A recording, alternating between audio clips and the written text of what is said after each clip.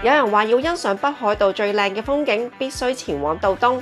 今次咧就跟東瀛遊贊助嘅北海道道東7日之旅。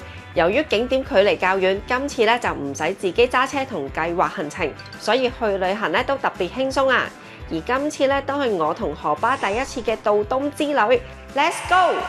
北海道咧有一個好特別嘅地方，就係好多山同樹林，仲有好多自然嘅大風景。中意睇風景嘅長輩咧，我覺得北海道咧都幾適合㗎。而家我諗下，仲有咩地方比呢度更好、更靚？呢度係日本最大珊瑚草群生地，為咗生態環境，所以咧喺能取湖咧就設置有木製嘅步行道。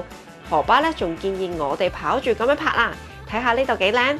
咁快嘅驚喜！見到呢個景亦難怪我要哇哇哇哇哇，因為我真係第一次見到咁藍嘅水啊！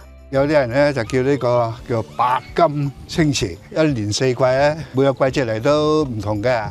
今次7日6夜之旅，頭4晚咧都係住溫泉嘅酒店，而每間溫泉酒店咧都有唔同嘅特色，房間咧就夠大，仲有溫泉浸添啊！第3晚嘅溫泉旅館間房咧就對住佐呂間湖，我哋啱啱翻到去咧仲講到睇日落啊！而第4晚嘅溫泉好大，仲設有私人嘅滑雪場添啊！本來咁多日喺郊區咧，仲以為冇啖好食，嚟到呢度咧，無論早餐同晚餐咧都係一個好豐富嘅自助餐啊！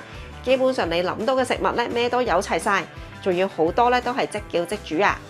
我完全係可以實現海鮮自由嘅，睇下，無論早餐同夜晚咧都係有呢個咁澎湃嘅海鮮刺身任你食啊！呢個團行程最主要咧就係睇景同埋住溫泉旅館，每日咧就大概2至3個景點，唔會太趕急㗎，所以咧絕對好適合帶埋長輩一齊去啊！